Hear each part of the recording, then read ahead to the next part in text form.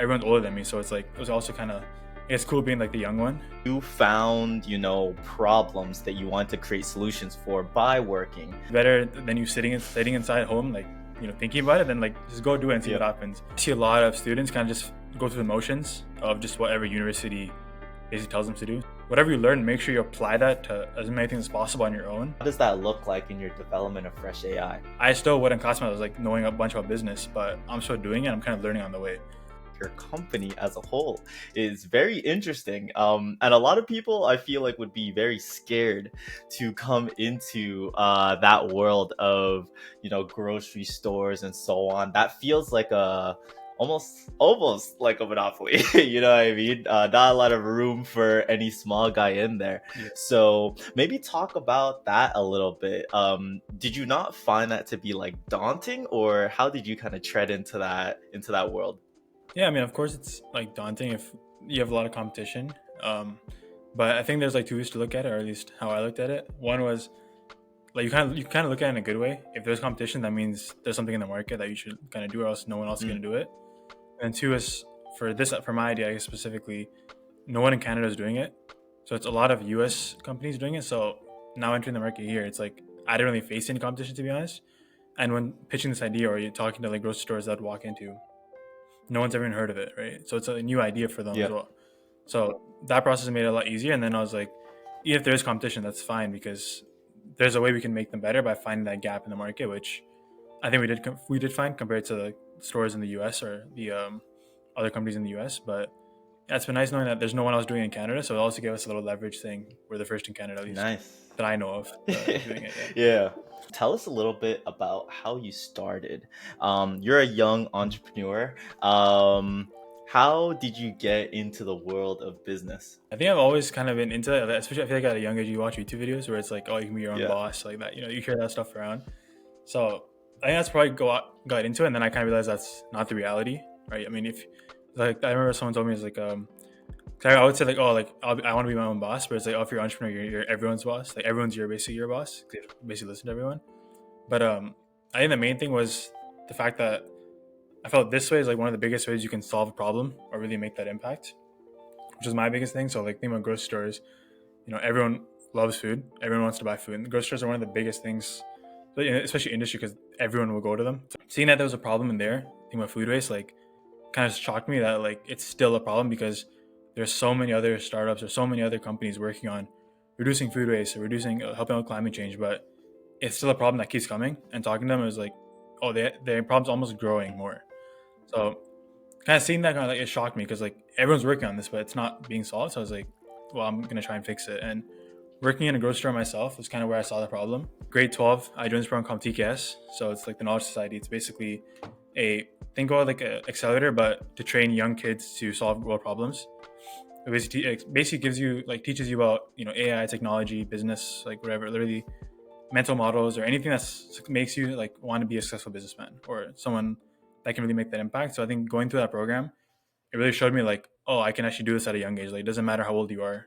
And you talked about working in a grocery store before, right? I know it's a increasing narrative inside of our society, especially people around our age and stuff, where 9 to 5s, working at grocers or retail stores or fast food restaurants and stuff, it's looked down on a lot, right? But you kind of found your passion, and you found problems that you want to create solutions for by working at that kind of job, right? So talk a little bit about that. Like, how important was that to your entrepreneurial journey? Well, I think the biggest thing is because that's where I found the problem itself. But I think like it is looked down upon, like a 9 to 5. It's like, especially nowadays, how I approached it was I just want to work somewhere, and I just want to get that experience hands on, because you can never beat real life experience. And I feel like a lot of, at least like founders, let's say they want to like work in AI, right? So then they go look for problems. But I think the best way to do it is if you find a problem that actually affects you. So I think working in a store, actually being in that like industry, being like in the real world, I got exposed to that problem right away, where it created it's like a deeper meaning for me, at least, and it creates a better story. Even at the time, I wasn't like, oh, now I'm going to create a business, because I didn't really know what to do. But me thinking back now, like 2 years ago or 1 year ago, now I can kind of reflect and look at what I experienced, and then now I can create a problem and fix that problem. Like people make assumptions that like, oh, it's not going to work out, or it's like the high level, I'm not going to pay it a lot. But yeah, then it's better than you sitting inside home, like, thinking about it, then like just go do it and see what happens. Worst case, you quit and find another job, right? Or you just do something else. So I think, yeah, that real life experience is definitely unbeatable. Let's talk a little bit of fresh AI, right? Were you, when you started out, like lacking on the business side and have to kind of like learn that and like self-teach? And if so, what was the journey on that? Like really, when I started, even this entire journey in general was probably starting grade 12. And I think at that point, I think I lacked both sides, to be honest. I wasn't super technical or wasn't really business savvy in both sides. But I think what really, at least for technical side, was I was super into cars, and I would build solutions or build projects around that. So let's say it was a self-driving car. I remember I worked with their cameras, so the self-driving car cameras. I built a system that helps them track objects. So you can look at a tree, and the computer basically can classify that, okay, that's a tree, right? It was like small different things. That wasn't too hard. And then kind of building from there. So I think building projects and just trying out new things was what helped me get technical slowly. You can do a course, but I don't think you don't get the value at the course if you don't actually apply yourself and do those projects on the side, which really helped me because doing them at the same time on both sides, it made me learn on my own, as well as actually build something that I could put out and build my network on top of. And then for business side, I think it also helped just like, again, same thing, like joining different companies or like, working at like a startup for a couple of days. I think really putting myself in there got me experience behind the scenes of how everything worked. And then I think even like startups in general, like people want to start businesses, but I don't know enough, I don't know a lot about it, or I don't have any no knowledge. But I think that's a big stopper that stops people from doing it. Like I still wouldn't class myself as like knowing a bunch about business, but I'm still doing it. I'm kind of learning on the way. Let's talk tech, right? I think that one of the biggest problems in for people that do startups is perfectionism, right? They try to get something to just be perfect, and it's like, okay, we're gonna launch some market. And I think that comes from like an avoidance of failure, right? We don't really want to hear no and then have to come back to the drawing boards like, damn, that was terrible. You know what I mean? We'd rather just have like a perfect thing out in the market, everyone loves it. Fantastic success, right?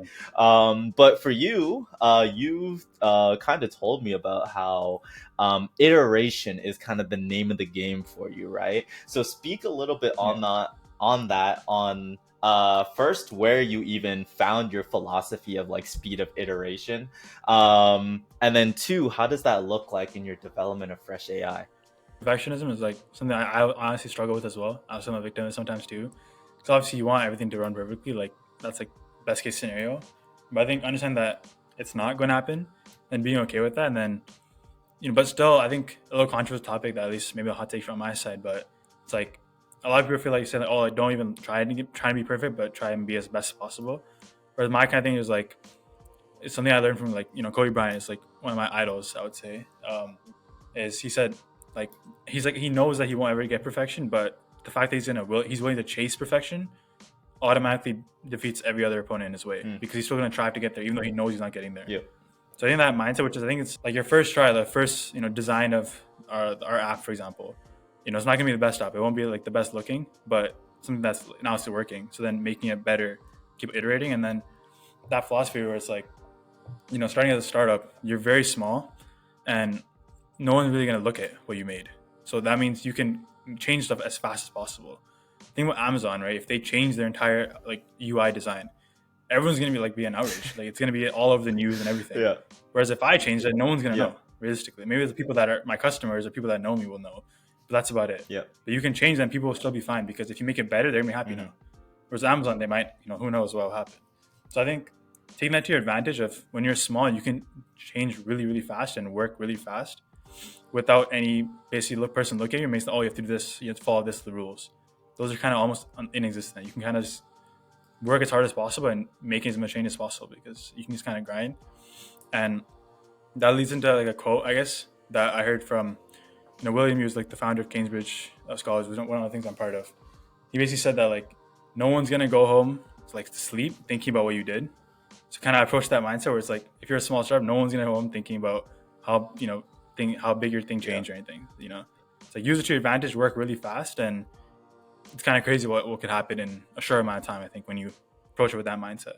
Yeah. Tell me a little bit about your door-to-door strategy and, how Yeah. you got to the point where you were confident enough to do that. To me, I was like, that's the easiest way for me to get customers or even talk to people. Again, going back to what I said about if you're a startup, you can be as fast as possible. You got to work it with speed. Right? That's your main advantage. So I was like, what's the fastest way for me to talk to this grocery store owner, or what's the fastest way for me to get to all these people? And at first, I wasn't trying to like obviously go in person. That is a terrifying thing. So I would mess people on LinkedIn or try and call them, but that would never work. Right? Most people, I feel like, especially grocery owners, they're not as super tech savvy, especially the ones that we're working with because they're independently owned. So I was like, okay, this is not working. But there's grocery stores like a kilometer out from me or like 500 meters out. So if they're close by, then I'll just go walk in person and just talk to them. So I think building up the courage was mainly from, again, networking, right? It's kind of playing that same thing. I feel like that kind of compounds over time of just knowing how to talk to people. I feel like I wouldn't even actually talk to the store owner. It would just be someone else random, like that was working it because he wasn't there. So maybe I think I talked to like 50, 60 stores in total over like the span of a month or two. And I got like an actual conversation with maybe 10 people, right? Which isn't a lot. And that means also I got rejected like 50 times or 40 times, which sucks. But the 10 people I talked to was people I'm working with right now, right? And that's a lot of value in terms for me because I got to sit down because in their minds they're like, okay, you actually cared enough to actually come down and talk to us. I think before doing that, I had a different approach to fix this problem. And after I talked to them, I said, okay, this is actually the real problem. It's not this, it's this. So because I got a deeper look, which I don't think anyone would have got it unless you actually talked to them in person and really understood what that is. And that was something even like for some of my competitors, like they're also not doing it because and they're at a size where they can't really walk into a store just randomly and maybe not do it. Maybe they would, but I think I think I was doing it even when I was like 18. So I think they still kind of took it as like a young kid walking in, right? So I was like, I might as well use that to my advantage and try and get there as fast as possible. Which for me, that was what I thought, and it worked the best for me. Yeah. How did you find out about the Basecamp program? And then how was it for your entrepreneurial journey? I think I found out the day a couple of days before the actual deadline. So I had to move fast. There was like two programs, like I said, Basecamp and then you have Sprint. So the two sides of it. Where Sprint was strictly for university students only. For the people, basically who already had an idea, right? Who already had a business running. And the biggest part of Sprint was that if you were one of the finalists or one of the winners, you had to pitch at Collision Conference, right? And that was my main goal. I was like, okay, I want to get on that stage. So I was like, I think I emailed the DMZ email, and I was like, I was still in high school, so I was like, hey, like I did IB, so I graduated a bit earlier. I graduated basically in May, like I was done school, but I didn't really graduate until like the normal times. It's called third door thinking, where it's like I think the first doors is like what's on the actual application itself, so you can either do it, follow it, or not do it at all. And the third door is like trying to find a way around it, because I feel like rules are meant to be broken. So I kind of tried that approach to see what would happen. They said, yeah, for sure, you can apply. So I was like, cool. So I applied, I got in. I was the youngest one out of everybody else in Sprint. Surrounded by people that were way ahead of me in what they were doing. So I think all the conversation I had was new stuff that I was learning, especially in Sprint, where everyone's older than me. So it's like, it was also kind of, I guess, cool being like the young one, right? Near end of a Sprint, where we did the same pitch and being one of the finalists, and I got to pitch at Collision, which was really cool. And then speaking in front of a large audience on the DMZ stage, which was like a really cool experience. And I got to really, I guess, showcase Fresh Eye. Yeah. That's when I got the first time I actually got to put it on the world, and then got invited to like a bunch of parties where I would, then again network more. So it's that same kind of philosophy that I follow now. It's like you always gotta be pitching. That's basically what I was doing for like all over summer, which is really, really cool. And then transitioning into Voyage, which is now people younger than me now were also in there. So it was high school and university. I think that was also because kind of got both sides, where I was also like passing my knowledge down to other people that maybe were in grade 9 or grade 10, as well as still learning from people that were walking in or the people like older than me, right? This is going to be two-pronged. So first, I'd like to know what the future looks like for Krish. This is your first year in uni, right? Yeah, first year in uni and stuff. Definitely probably have learned a lot just inside your first semester. Being inside of the startup world in university post-grad, it's definitely a new place, a new feel and stuff. You have classes that are more like actually geared towards exactly what you want to do. Like, at least what has changed what's your outlook like on like the next few years for you as an entrepreneur and a business person? What's really cool is, again, with the DMZ, is like that support from my university, so with Laurier. They've been also super supportive of what I've been doing.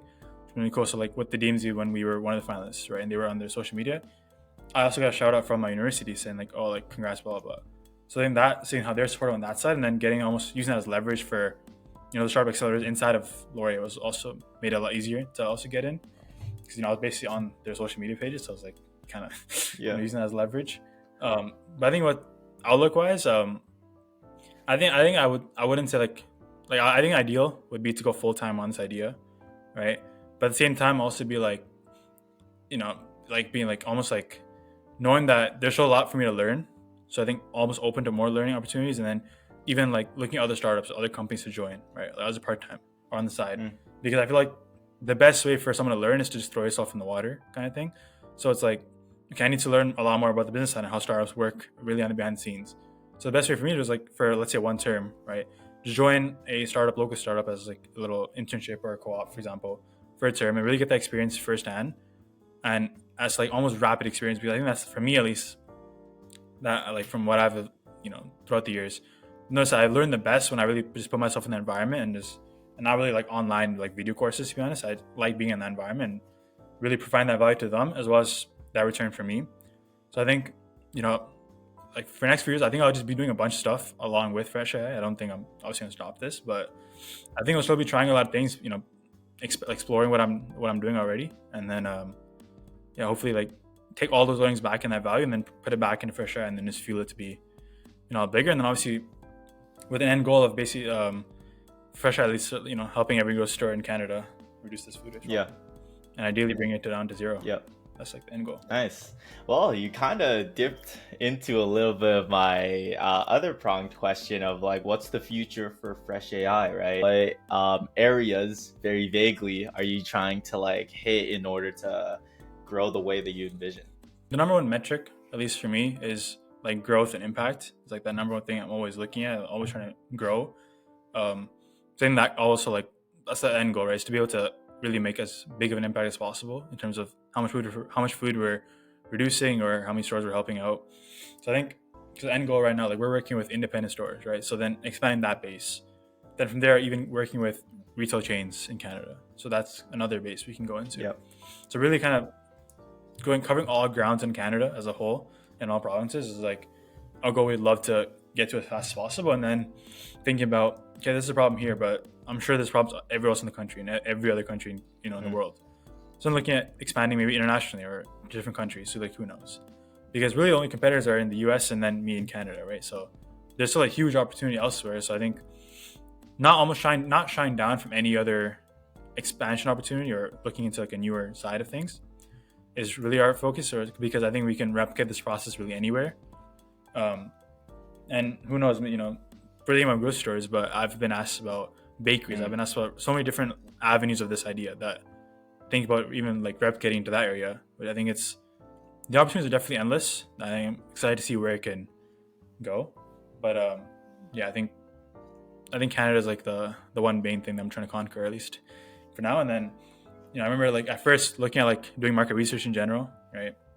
I'll see the stat was like 4 million tons of food that was being thrown away last year in Canada, where it's like a nice goal would be to bring that down to zero or bring it as low as possible, or at least however long it takes, but that number ideally being lowered down as fast as possible is like step number one. And then going from there and helping out whoever else we can, basically. I think not stopping anywhere. I think because the growth opportunity is endless, so I think attacking every opportunity is kind of the way we're going, one by one.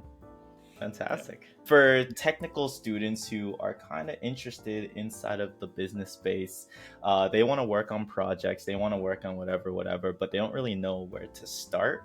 Or maybe they just got into tech and they don't know where to start. What's your advice to them? A lot of people overcomplicate the entire process, where it's literally as simple as starting, like watch a YouTube video. Let's say you're really like new into the space and that's what you want to explore now. Like simply watch a video or go to Scrimba, which is like free for learning developer tools, or like Python.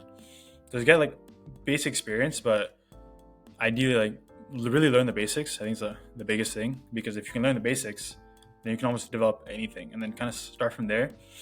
Build projects on the side, and it doesn't really have to be anything that's like solving the problem or like a new, completely different thing.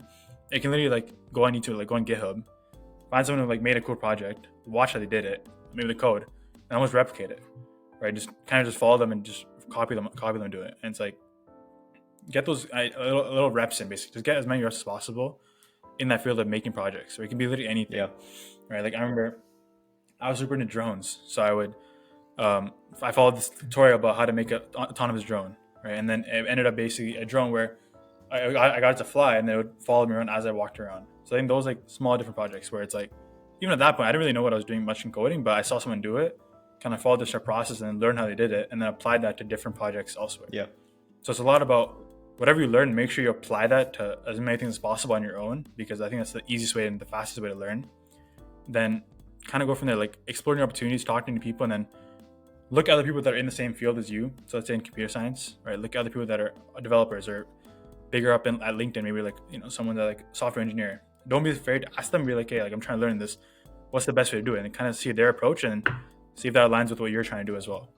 For the business students, business is starting to become more of a technical space.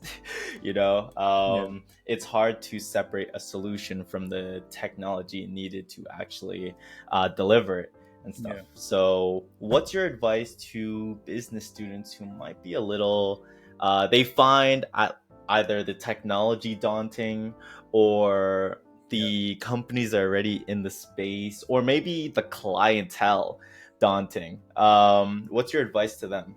I see a lot of students kind of just go through the motions of just whatever university basically tells them to do. So they follow the courses, follow the general outline, where I think the best way is like you can join different clubs or whatever, but really get experience as much as possible and go out there in the world and see stuff, because I feel like it's really cool what's out there. And I feel like, online or just articles or videos won't really convey that unless you actually experience it yourself. Yeah.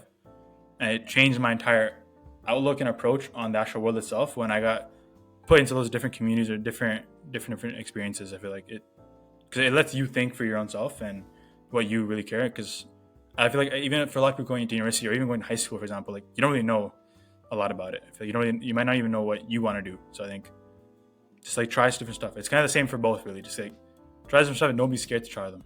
Yeah. I seriously appreciate you for coming on here. Your idea is a fantastic one. Like you said, everybody needs to eat food.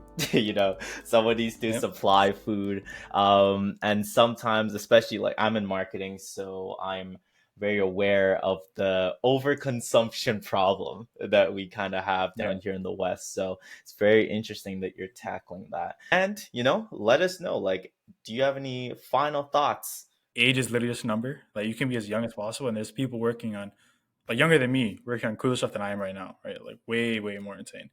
But then again, for people that are, let's say, older, like that are, they're like, oh, like I wish I, like sometimes I would see like, oh, like young people are working on, there's no point in me doing it now. Like, that's not a thing either, right? It's like, again, it's like literally just start and just do stuff, because you're the one literally stopping yourself from getting that thing, Like there's no chance I would have thought myself like, grade 12 me, I'd be where I am right now. Whereas like simply starting was what showed me to all those things, where it's like getting those reps in, failing, and then literally just restarting. Which is, it's like have fun in that process. It's fun.